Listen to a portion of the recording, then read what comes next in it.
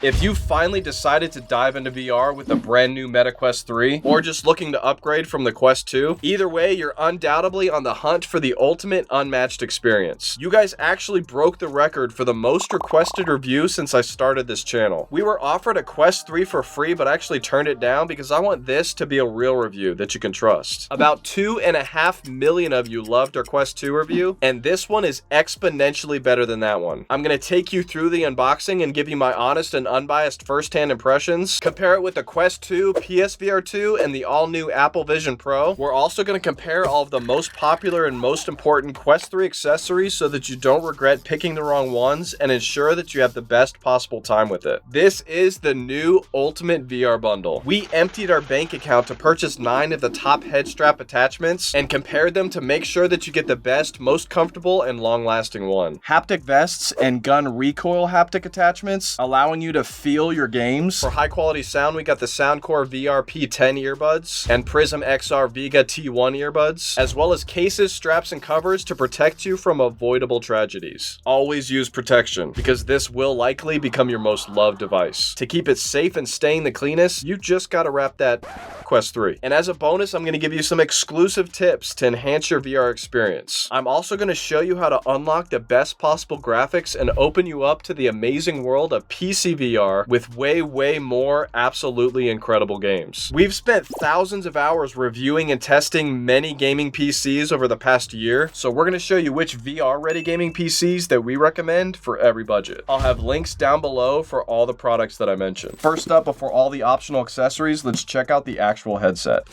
Meta Quest 3. I love unboxing things. We got the 128GB version for $500, and for $650, you can get the version with 512 gigabytes.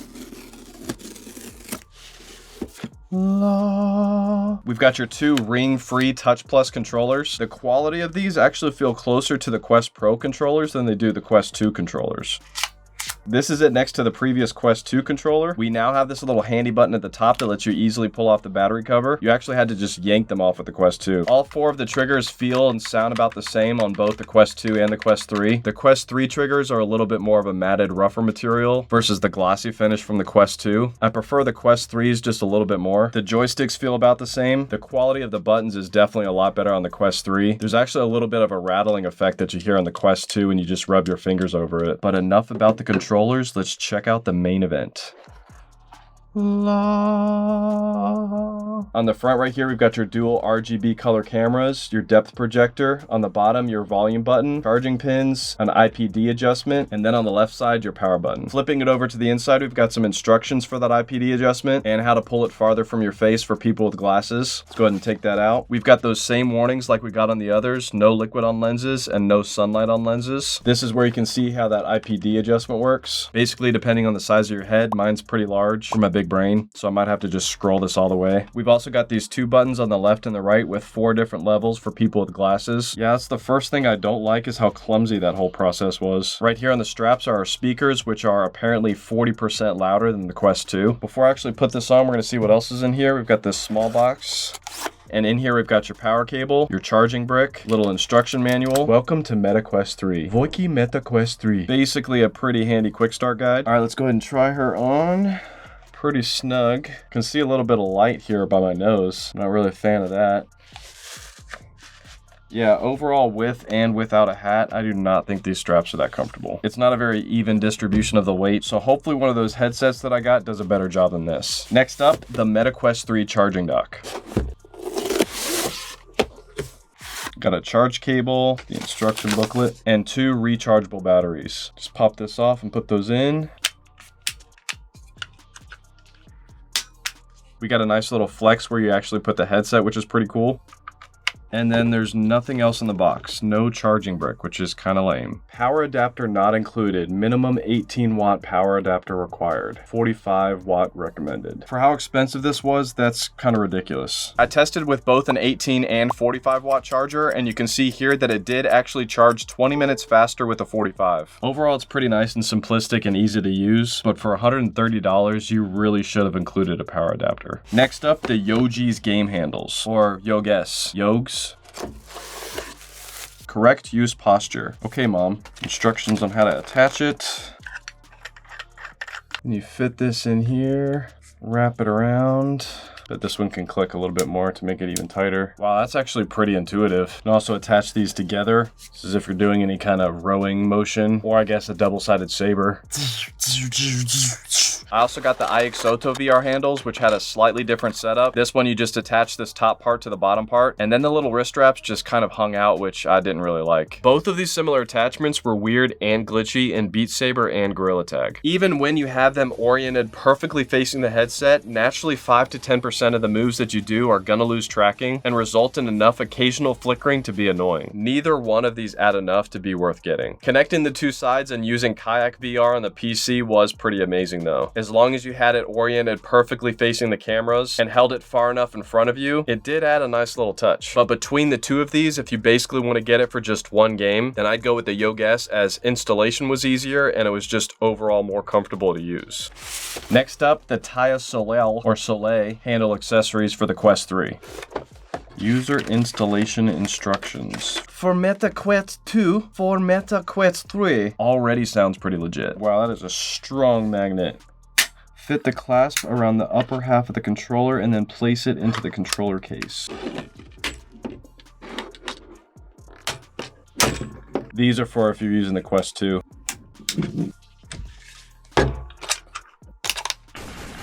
As cheap and simple as this solution is, after I manually calibrated it into my game, this thing was a game changer when it came to accuracy with two-handed assault weapons. A little bit of a learning curve when it came to finding the magnets when reloading, swapping guns, or throwing grenades, but you'll get used to it. I also got the Tyasoleil handgun attachments. These were pretty easy to attach, and with my headset off and I can actually look at them, they seem pretty cool, but I really didn't like how much wiggle room the controllers had. But during gameplay, when I can't actually look at them, that extra wiggle room made them feel not that secure. A bit insecure, actually. Why don't you look at me during? The actual direction the guns are facing while you're in-game is way off from where they're pointing right now, which really doesn't matter too much, but honestly, in-game, you kind of forget they're even there. So in my opinion, these aren't really worth it. So jumping into the head strap attachments, I actually got massive forehead headaches when using the strap that came with the Quest 3, and that top head strap was pretty uncomfortable too, so you're definitely going to want to swap this out. Let's just start off by showing you what not to get by showing you what sucked.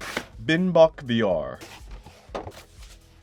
USB power cable, excellent strap. The Binbok head strap with battery from Amazon was absolute trash. Yeah, it looks pretty cool and the concept with double battery charging was great, but the actual battery connection was incredibly glitchy and about as reliable as a cat walking a straight line after a catnip party. When the Quest 3 ran out of power before the battery did, I had to wait 10 to 15 minutes just to get back up into gaming for just a little bit of buffer power. Plus, this cheap little knob on the back of the head strap was already starting to give up on me and loosen on its own. This one's so bad that I actually give it 4 poo emojis. The next headset that I do not like and do not recommend, the insanely overpriced MetaQuest Elite strap with battery.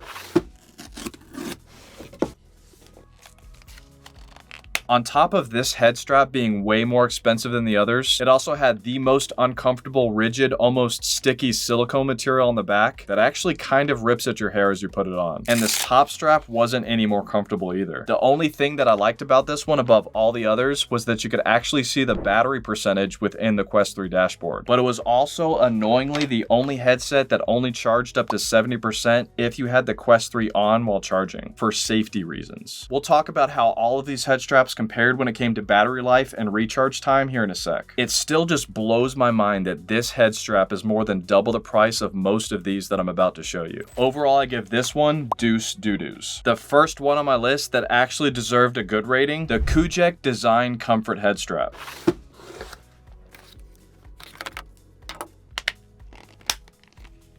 This one doesn't include an extended battery like the others, but it's great for those of you casual gamers that are fine with the 2 hours that you get with just the Quest 3 battery. Or for those of you tethered to a computer for PCVR. This one gets a 3.9 out of 5 for comfort and that great price. Just $15 after a $5 coupon. That's pretty good. The only thing keeping it away from a better score is the fact that it doesn't hold very well if you want to visor it out of the way for a quick minute. In 6th place on my list, the Kiwi Design Comfort Battery Head Strap.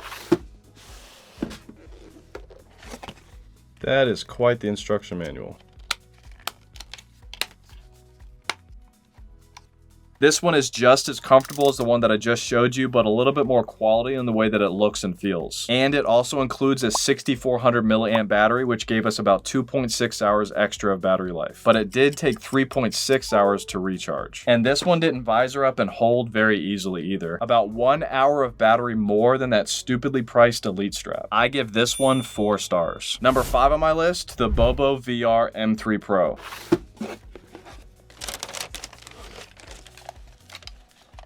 This one is the successor to my favorite head strap on the Quest 2, but compared to some of the others that I'm about to show you, it's just not as good. 1 hour and 40 minutes of extra playtime was all this thing gave me, and this was the worst battery life out of all of these head straps. I did like that the battery was magnetic, and you can get 2 of these with a recharge stand for easy swapping, but eventually you will run out of juice because it takes almost 2.5 hours to recharge. Since I do all of these tests with a completely drained Quest 3, I discovered that this battery also doesn't provide power quick enough. A couple times the Quest 3 actually powered off before this battery was even used up. And this was because it couldn't replace the power to the Quest 3's internal battery quick enough. Having to stop a game a couple times for about 5 to 10 minutes for some buffer charging was just a little annoying. Not really something that you'd notice if the Quest 3 started at 100% though. For this one, 4.2 stars. Oh my, warning. It's a choking hazard. Swallowed magnets can cause serious infections and death. Yeah, if you can swallow something this big, you've got other issues. At number 4, the Adicop battery head strap.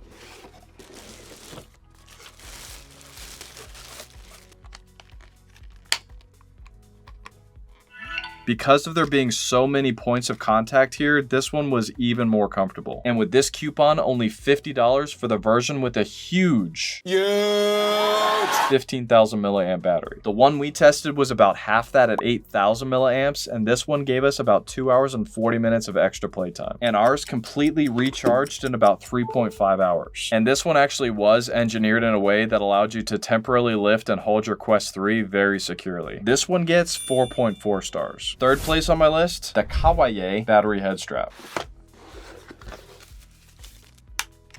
This one was pretty unique in that it had a click wheel adjustment on the top as well as on the back. This gave it that extra level of customizable comfort that I really liked. It even comes with 2 fastener options that allows it to connect to a Quest 2 or a Quest 3. And this one also comes with removable battery packs. Not magnetic, which is kind of a bummer, just kind of clicks in, but these batteries had the second longest battery life out of all these head straps. 3 hours extra of playtime on top of what you get with the Quest 3, and about 4.5 hours of recharge time. And my second favorite head strap overall, the KKCOBVR Q3 PRO.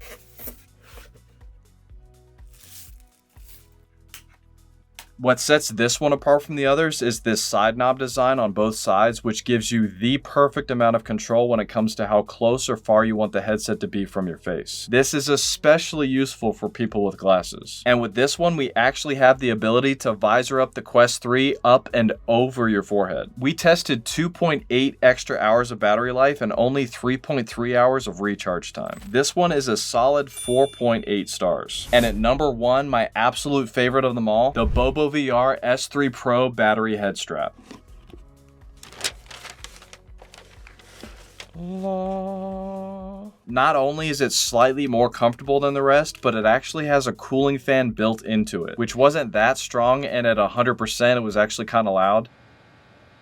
But it did feel pretty cool when your face was dripping with sweat. And with your game volume at about 75% or higher, you won't really notice the sound. You can adjust the fan speed with this little scroll wheel on the side, and the digital display above it will also show you your battery percentage. Not only did this battery last longer than all of the rest, but it was the only one with a recharge time that was actually quicker than the draining time. So if you purchased an additional battery with the recharge station, you could essentially play your Quest 3 indefinitely. All day, every day, anywhere. This is where your ice cream comes from. The creamy poop of a mystic unicorn. The only real negative is that since this is a newer, more powerful battery pack, the older BoboVR battery packs will not work with this head strap. This is the only head strap that I think deserves a 5-star rating. Now, if you just want the cooling, we tested the Q3 AC and Hiblocks cooling fan attachments. Both of them had about the same cooling as the BoboVR head strap, but the Q3 AC was more comfortable with slightly stronger fans, and less light came into the nose area, Vega on this facial interface that it connected to. If you have an older Quest 2 head strap, another cheaper route is to get one of these 3D printed adapters by DeadEyeVR, which actually allows you to use your Quest 2 head strap with your Quest 3. If you only plan to be doing this once, I guess it's kind of worth it, but it was honestly pretty crazy how tough it was to get my old Quest 2 BoboVR head strap on it. I really felt like I was gonna break it just to get it on. I just think it's 3D printed way too large. To protect our Quest 3, we got the AIXOTO Silicon Protective cover set. This included controller grips, disposable face masks, lens covers, a silicone facial interface, and a front silicone cover. The controller grips were easy to install, allowed you to still access the batteries, and overall were very comfortable and secure. Definitely recommend these. The facial interface cover that went around the edges also felt way more comfortable and smooth against my face, and this little extra flap that came out around my nose blocked out that last bit of light that originally annoyed me. The disposable face masks were surprisingly not uncomfortable, and it's a pretty good solution to avoid sharing sweat when taking turns with friends. From personal experience, it might just make you look like a stud too. Oh yeah. This front cover, on the other hand, it was easy to put on, but also way too easy to slide off.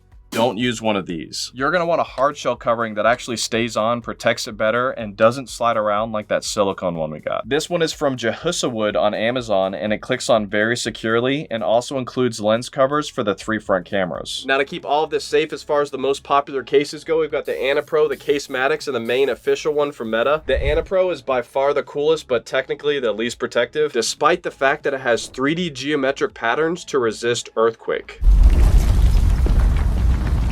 Your controllers just kind of go in this little bag right here where they can bang around against each other, and the only hard part of this case is this polygon design top lid. The rest is padded, but still pretty flexible and soft. I originally thought that with this more sleek and compact design that it would not fit a lot of those third-party head straps. But to my surprise, it actually comfortably fit all 9 of those top head straps that I tested. And with my scientific testing of a very normal person without any mental health issues, that actually proved to be false. I'd say $30 is a pretty good deal for this one. Oh, it looks like you can pose like you're in a boy band too. For $30 more than this one, the best protection that I've seen so far, the CASEMATIX custom travel case for MetaQuest 3. It's the only one that's extremely customizable by removing these foam blocks on the inside, and just like the Annapro, every single head strap that we tested can fit in this one too. The controllers can have their own customized spots too, so that you can guarantee that they don't bang into each other. The only downside to it is how bulky it is compared to the rest. For $10 more than that, at $70, you get the smallest case out of the 3. The official Quest 3 case from Meta. It's very protected as the top and bottom are both hard shells. Not really a fan of this very stainable rough gray fabric material on the outside. It's got a designated spot for your cables and your controllers to fit in very nicely, but if you plan to get the Adicop or Kawaye head straps, you're out of luck as those simply won't fit. Technically, the BoboVR S3 Pro and the KKCOBVR did fit, but it was so tight that I'm pretty sure either the zipper or the head straps are gonna break after only 10 or so uses. So a whopping 4 out of the 9 head straps I would not use with this one. This is actually my least favorite one, especially considering that rip-off of a price. The one that I've been using with my Quest 2 for several years, and my personal favorite, the CASEMATIX, because I prefer function over form. A close second is the Annapro. The only thing that I didn't like about this one was that less protective controller bag. Now, finally getting into the really fun stuff. The bHaptics Tactsuit X16 and X40 vests.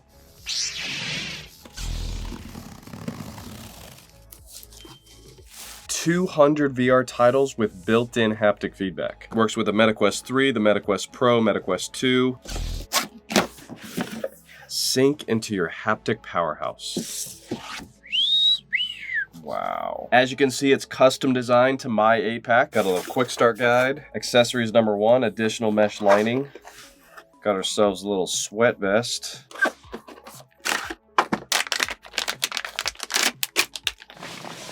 Ooh, that's snug.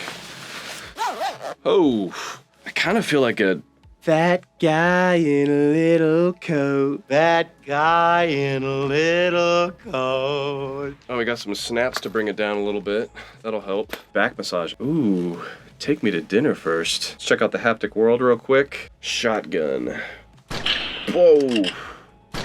Oh, that's got some kick to it. All right.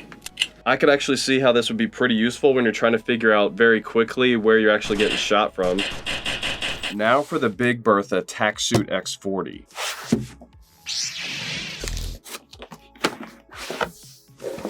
Ooh, this one's got a gold emblem. This one's quite a bit heavier. Only a 6-pack on this one, so it must be designed for someone else. Ooh, this one feels a lot better. It actually feels like it's made for big kids. Definitely feels stronger, for sure.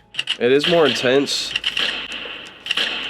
But honestly, the only real benefit is the fact that it covers my entire midsection. In first-person shooters, the body recoil from the gun, specific to where your gun actually was on the body, custom recoil types depending on what guns you're using, explosion effects, and the ability to use another sense to immediately determine where you're getting hit from, all of that gave me an extra level of immersion that I did not expect. The rumbling on epic roller coasters was also another game that I think added a nice little effect. I wouldn't really get it for boxing games though. The vibrations from that didn't make it feel any more realistic. Honestly, you're probably just gonna take it off if you're playing any active games. You already get pretty hot with those. And to be even more honest with you, when you're actually playing these games, you kind of forget which one of these you have on. They both felt very, very close to each other. It's just the X16 is smaller with 16 motors versus 40 motors on the other one. If you do care a lot about looks and don't want to look like a nerd like this guy, shh, then by all means spend $200 more on the X40. For your own reference, I'm 5'10". You're short. When it came to upgrading your sound quality, there's two popular earbuds that people are purchasing with their Quest 3s, the PrismXR Vega T1 and Soundcore VR P10. Inside their boxes, both include very similar attachments and charging cases. After a lot of testing in several different games and different types of music, I found the PrismXR to be a little louder with better bass, better EQ presets within the app, and it sounds a little bit more crisp and high quality overall. The Soundcore does look a little sleeker though and has cool RGB that corresponds to the device that you're connected to if you want to get multiple dongles. Then in the app you can actually quickly switch between them. One con with the Soundcore though is that the tap controls were a little glitchy and didn't always work. This is what the quality of the microphone on the Soundcore VR P10 earbuds sounds like, and this is what the quality of the microphone on the PrismXR earbuds sound like. Pretty much the same as far as what everyone else will hear. If you do get the Soundcore, make sure you get the one from Best Buy that I have linked below, not the Amazon one. The one from Amazon actually uses an old dongle that does not allow pass-through charging. A huge deal breaker if you can't charge your Quest 3 with these on. One thing that I love about both of these is that because they're connected to the Quest 3 with a 2.4 GHz USB-C dongle, there's very low latency, unlike the latency that you usually get with Bluetooth connections. This allowed for game sounds to feel a lot more in sync with what I was actually seeing. Both of these earbuds also work with PC and gaming consoles, except for Xbox unfortunately, and they also both flawlessly switch to my phone when I get an incoming call, which I thought was pretty cool. It even tones down my game sounds so that I can hear the call and then brings them back up after the call is done. One thing that I can't stand that they just removed from the Quest 2 and the Quest 3 is you no longer can get phone notifications on your Quest. I have no idea why they're removing features, but that's just zucked up. Next up, something that I was really excited about, ProtubeVR. These are controller attachments that actually add haptic recoil feedback for gunshots. I got two ProVolvers for pistol haptics and the Force Tube Gunstock for assault weapons. Putting everything together and getting it connected was pretty easy, but I was really shocked at how few games actually support this. Jumping into the forums, I came to find out that many other people actually had the same issues that I did. A few of the games that originally worked now no longer work. The Gunstock was actually a bit annoying at first, as it was pretty tough to find the magnets to connect the controllers to every single time I had to reload. Eventually I got used to it, but I really don't think it's worth a hefty price tag to get it with this haptic attachment. The one on the Gunstock actually felt pretty weak, and it didn't make me feel any more immersed. I absolutely loved these ProVolvers though. The haptic feedback for the pistols felt way more realistic, and it was so freaking cool dual wielding them after installing a mod.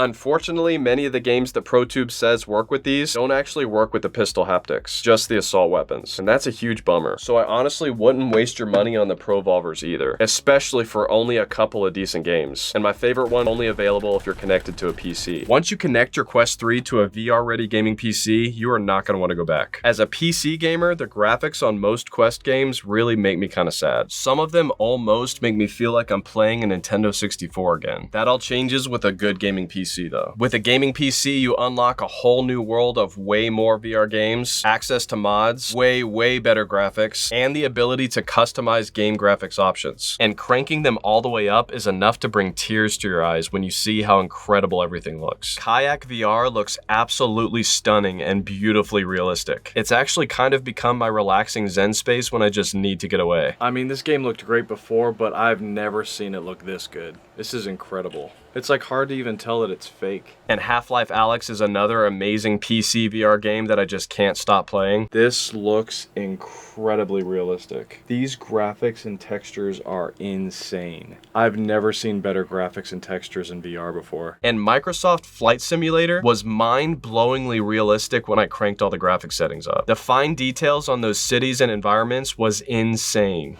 Wow. Oh, it's storming. This is insane. We got a yacht.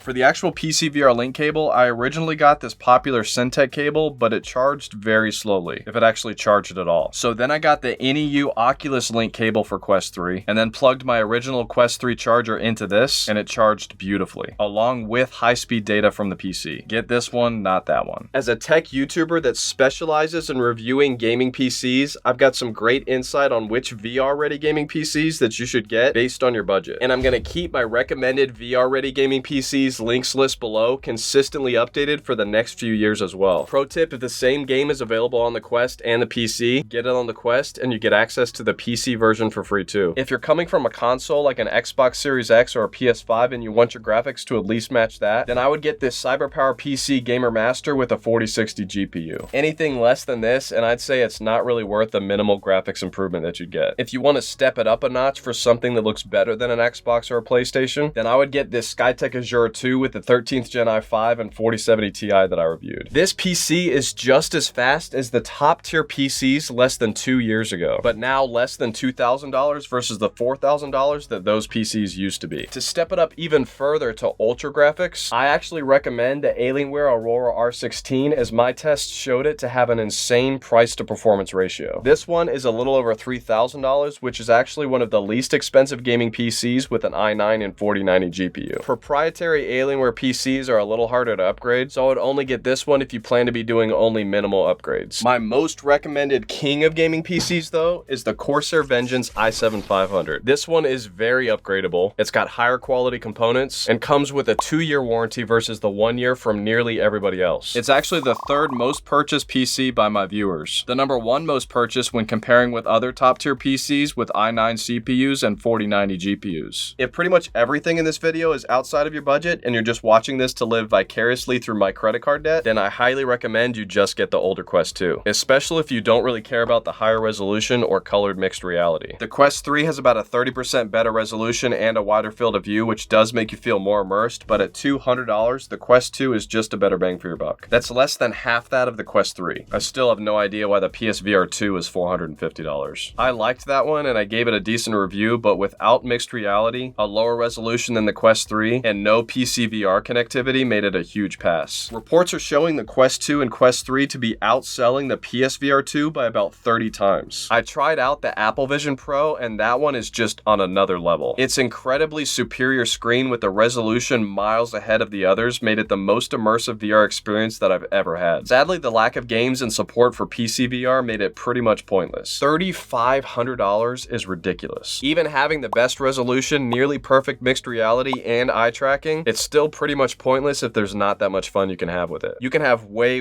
more fun with the Quest 2 than an Apple Vision Pro. The Quest 2 and the Quest 3 can do most of what the Apple Vision Pro can do and more. Giant screens and multiple monitor setups for your computer, 3D YouTube videos, and playing Xbox games on a giant virtual screen in my living room was pretty cool too.